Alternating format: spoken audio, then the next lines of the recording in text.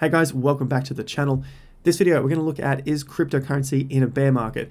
Now I've just put up a 2-hour live stream with you guys, so if you've seen that, this is a recap but in a condensed version. I just want to cover off some of the main topics we talked about, some of the main cryptos, some of the main ideas which I see coming forward during this next period of the bull market. Now I've asked, are we in a bear market? We're going to look at that in just a sec. So if you like the channel, it's the first time here, let me know. Hit the subscribe button and the bell notification icon. Like the video up if you find some value from it. Let's dive in. We had a 2-hour live stream, as I mentioned in the intro, and I thought there was just so much good information in it. I want you guys to at least get some of the snippets out of it, and I'm putting it into this video. We talked a bit about the Solana ecosystem, in particular Solana itself, how that has just been going on a mega run during the dip in the Bitcoin price. So that stands out to me a lot, and it is one of my major holdings. SRM, Ray, FTT, these are all part of the ecosystem. Having said that, FTT, which is the FTX exchange, isn't directly linked, but it does have a lot to do with the entire ecosystem, as the founder is also part of this project over here in Solana. So you've got Sam, the founder of FTX exchange, and Alameda Research.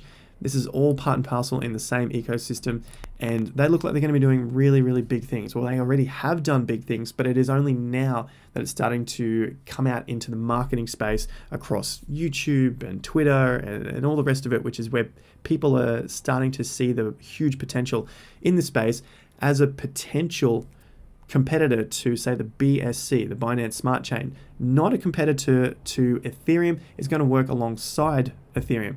And so that's the beauty about this project.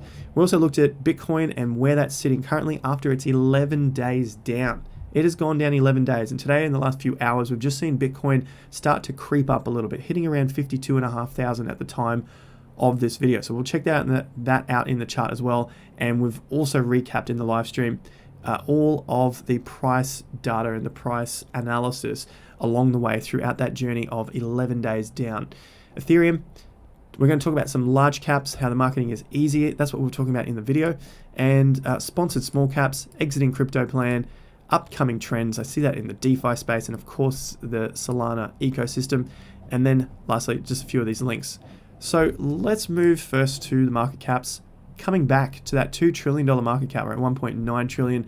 Bitcoin, 975. Ethereum has seen about a 9% increase over the last 7 days. However, in the last 24, it's gone up 11%. Go figure. Now, 24 hours, we've got Bitcoin at 4%, BNB 8%. The big winners here, Solana has been doing very well. Last 7 days, 52%, and 13 over the last 24 hours. Now, I've got highlighted here Cardano, VeChain. I'm going to have a quick look at that as well, just as we will with Cardano. I've got a video just a couple of days ago. You can go and check this out, which is more detail in Cardano on its own. But at the moment, we're at $1.18, and our targets we were looking at in the 80 cents. Now, it did spike down to about 89 cents, and this is just a wick if you're looking at candles. However, the close was up there at around the $1.09, as you can see here on the coin market cap. Moving forward for Cardano, staking is still obviously in play. A lot of people like this as a longer term play. That's why I have it as a longer term play. And especially with, obviously there's the Africa event coming up, but I think a long term people kind of want to have some sort of hedge against Ethereum. And this is starting to come out as a hedge against Ethereum, at least in the marketing space. Now, this is why we need to keep track of what they're actually doing and what's being released in terms of the project. And that's what we'll keep a good eye on when it comes to Cardano. Overall, is the price going to go up? I think so. Staking rewards, still going to get our 5% or so on those. And I have a staking pool coming up as well. So that's another good advertisement spot for Cardano. VeChain, 18 cents. Everyone wants me to talk about VeChain. I see a bit of a fall from here. That's just straightforward. Looking at the tops of around 25 cents, it has taken off a fair bit, but maybe we'll see some sort of consolidation here. We want to see that at least to hold its levels so that we can form a base to take off again. Otherwise, it could be in trouble for the short term. Not going to get bearish on VeChain at this point in time. Again, it's like Cardano and XRP. They have these huge communities behind them that people talk about them left, right, and center. which helps the marketing aspect of them, especially when they're coins under $1. It's a very newbie sort of thing to want to get projects which are under $1, a few cents. Can these things go to $1? That gets a lot of people's hopes up. Marketing looks good. It's a good coin in that sense. Monero update. So this is all the stuff that we were covering on the live stream. I didn't look at Monero. However, privacy coins might be coming back into the spotlight a little bit. But the main thing I like with Monero is after it dumped through November, December into, I think it was January, this was a time where a lot of exchanges were delisting Monero. And this got the BTC price hammered. So it was starting to find its way up, and it probably would have broken its all-time high by now if it wasn't for exchanges delisting Monero. But now we see the BTC price starting to climb, and it's coming back to a previous peak of about 0.006, so about 67,000 Satoshis, and we're back at that price now at around 70 odd thousand Satoshis. So that's a good sign that the Bitcoin value of XMR Monero is recovering. So this is a privacy coin. As we know in the market, it's probably one of the best out there, if not the best, but there obviously are some competitors coming. This is a good thing for anonymity and the cryptocurrency space, regardless of what you think about privacy and the rest of it in that space, which we'll leave there. FTX, $49. This, like I said, this is going to be part of the Solana ecosystem narrative, which I see doing very well leading into the Northern Hemisphere summer, which you guys in the Northern Hemisphere just call summer. For us, it's winter. But this is probably going to be part of the Solana talk, FTX or FTT is the token. Now take all of this together, if we don't see a correction, and currently I can't see one just yet, okay? In the dollar value, it is definitely getting a correction, but we are getting really, really high at this point, and the ranges are starting to tighten. That to me means we might be coming towards an end in the short term, but I want to continue to follow this project. FTX is something that I'm not in yet, and it's something that I'm happy to wait for a correction on so I can start to dollar cost averaging into this project. Speaking of the ecosystem, Solana is something that I have bought, and it was on the breakout at around $30 odd. So I'm in quite late, even though it's been around for a long time. $1.50 would have been a fantastic buy. But this ecosystem, I'll do a separate video on altogether. I'm doing more research on it. It is going to be the talk of the town moving forward. It has extremely fast transactions, and that, to me, I see is going to be the narrative, especially as Binance possibly bloats and Ethereum doesn't scale and the fees continue to stay high. This is a layer one, and so it has what Ethereum needs, but it's not as decentralized. So that's why they're working together. That's why they will work together, not the companies, but the actual projects themselves. And it doesn't have to be a maxi approach where one will win and one loses. There is space for a lot of good projects. Currently Solana's at 13th place, and it has the potential to get into that top 10, if not into the top 5. So that's why I've got my eye solidly on Solana. That's why I'm invested in Solana, even if it dips from here. This is part of cryptocurrency. If your projects go down 13%, 27%, whatever it is, if you cannot wear that, you're probably not watching this for starters, and you guys are probably getting sick of me talking about that, but you got to get out of crypto. It's that simple. You just check the charts, review how far markets can drop, and that's going to help you set up a plan for yourself so that you know moving forward. If something drops against me after buying the top and it goes against me by 30% or 40%, this is normal within a bull market. Crypto.com, another one that I talk about a lot, has had a nasty correction off that high as Bitcoin was dropping. And from that point, it was at around 24 cents, dropped to 15 cents, and we're just starting to recover now at 17 to 18 cents. And long term, definitely got my eye still on crypto.com. You know, I talk about it quite often. This is one that you can purchase from CoinSpot for the Aussies. So yeah, that's the only exchange here in Australia. SwiftX doesn't have it. However, SwiftX has the rest of these coins there. And you can find the link to those in the description down below. CRO debit card, really, really cool. And it has a lot of other features like that in terms of interest earning, and it has its exchange. You can get loans from it. Very easy to use, beautiful interface. I could go on like I always do, but this is the project here. And if you want to store some of your gains on there, like your stable coins, up to 14%. Probably you're going to be around that 10 to 12% because you need to stake a fair bit of CRO to get the 14. So around 10 to 12% on stable coins where you can put some of the profits next time the markets go up rather than freaking the hell out as they dip. That's why I always sell out some profits on the way up, put them into stable coins, stake it over on crypto.com, or BlockFi is another option here, and get your 8 to 12% interest back on those stable coins while you wait for another entry to use that money. Now you can have 2 of them set up so that you have your risk spread across 2 different platforms, just like you would with exchanges, setting up a coin spot account and a SwiftX account. So you have your risk spread across different exchanges and different apps where you can hold your money. Now, Chainlink, another one which I was talking about in terms of a crypto that I was buying on the dip because its BTC value is doing quite well. It's holding up. We've seen a low, a higher low. We want to see another higher low form again, and this is looking strong for Chainlink.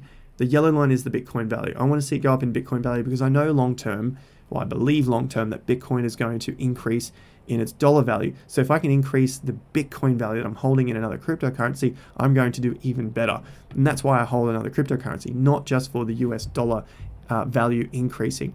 And Link tends to move slightly differently to the market when it comes to its BTC value. We peaked out in August and found a bottom in January. Now we've gone sideways in some sort of potentially accumulated area through here. Don't know if that was English, but you get what I'm saying. This is looking like an accumulation zone with the volume coming through. Let's see if we can break out of these highs and start to move on with the USD value and the BTC value. Uniswap is the last one I have here. Another great project. Version 3 is coming out in about a week's time, maybe 2 weeks. But this is also showing signs of breaking out into new all-time highs against the BTC value, and that's what we want to see. Long-term USD, I think we're going to see higher prices. I am wary of a potential correction. So if that comes, I'm expecting it. If it doesn't come, great. That's all good. But I'm invested into Uniswap already, so it's not such a worry to myself at this point in this project. $18 billion market cap, sitting at rank number 9. This will do well.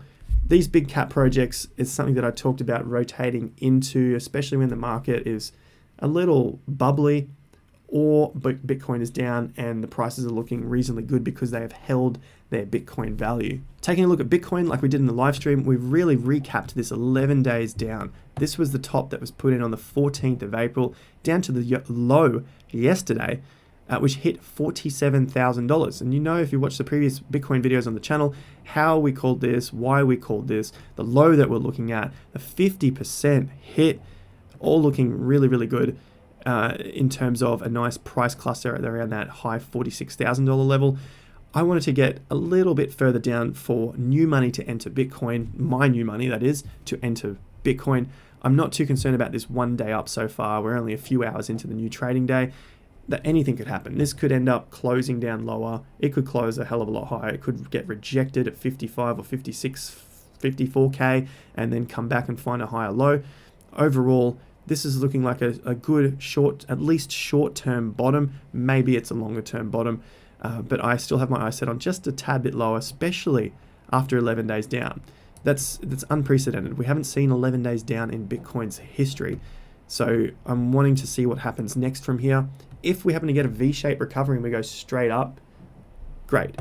But I want to see volume come in. That is the criteria for me. I definitely want to see some volume. Otherwise, we'll end up with something a bit weak like we saw last time. This volume is not very high considering the previous, in comparison, to the previous tops, the previous breakouts. And ultimately, we dumped from that point. So if I get a breakdown from here into this area to test those low 40Ks, great. If we don't, we know what's happening and we know what's going on. So that was Bitcoin. The Bitcoin dominance has obviously fallen to 50%. Now it's at 51.5%. Something we covered, we looked at for a long time, expecting that to hit our target, getting a bit of a rest. And then Ethereum we covered as well. USD coming close to 2.5 grand again. It's very strong during this fall on Bitcoin. Top here at 24,080. ETH BTC value is the strong point here, because as Bitcoin drops, the ETH BTC pair has continued to increase. The weak point here is the volume. The volume is not showing good signs as we begin to take off again. Obviously, it's on Bitfinex, so the volume isn't the best on this exchange, but I'm just comparing it to previous days where we did see some strong volume. So I want to see the volume come back in if we're to take out these highs convincingly. That's where I sit with Ethereum, still looking like a really good hold. We'll get to 3,000 and 3,500 eventually. I'm not in any rush. Nice, slow moving gains as we go are fantastic, and most people are not patient enough. If you can be patient, you're going to make a lot of money. Be patient, you will get a lot of good money and make some good trading plans as well. Just stick with it, stick with your patience. Last thing I wanted to chat about, which we covered in the live stream, trading plans. I've got a playlist on the channel which you can follow and learn how to set up your own trading plans, especially through these terrible, scary times. If you're a new investor in the last couple of months, that can really help you ease the FOMO and basically ease what's going on in your emotions when it comes to your investing. This has been the most highly mentioned question on my Instagram. So you can join Instagram. I do daily Q&As over there. You can see my retirement fund portfolio. And so I thought I'd make a video of this on YouTube and then also go live to answer your questions in real time. So I'm doing a wrap up of that and of Instagram. Go follow me over there. Twitter, follow that. That's news updates. And I do a lot more posting over there when it comes to economics and market cycles. This is not just about cryptocurrency, because you've got to do something with those profits at the end of the day if you happen to be lucky enough to end up with some profits at the end of this bull market. Crypto debit card, we've looked at that, guys. So if you're interested to store your gains on crypto.com, go and do that. Link in the description down below. You can store it over there. You can earn your interest on the app, 10% on your stable coins. SwiftX exchange is down below if you want to do any buying and selling. And I've got a free newsletter. Join that. Entirely free. Cryptocurrency and investing. You can check it out down below. Last thing is the sponsored small caps, the projects that I'm doing on the channel. Some people went crazy yesterday. It was only a few and most people enjoyed it. You can really see the fundamentals that I'm doing for the projects. And if you're not aware, there are a lot of emails coming through every day. I would say over probably 10 to 12 a day from projects asking to be mentioned on the channel, which I just hit delete to. And the odd one catches my attention. I'll do a bit more research into it. Doesn't mean I am buying it. However, the one for yesterday for Poker City, that is a sponsored project, and I was very critical of it, which you could see in that video. So I want to do my research. It's enjoyable to understand a little more about a project to see if you can find something good. You can, if you don't even want to purchase it yourself, you can go through and have a look at how I'm doing the research on those videos. It's essentially how I'm doing my fundamental analysis. You can learn from something from that. Don't buy the project. No problem. No sweat off my back. If you're going to lose your mind, just skip the video. It was something off Journey Crypto's video today as well. He'd done a sponsored post last week and people lost their mind.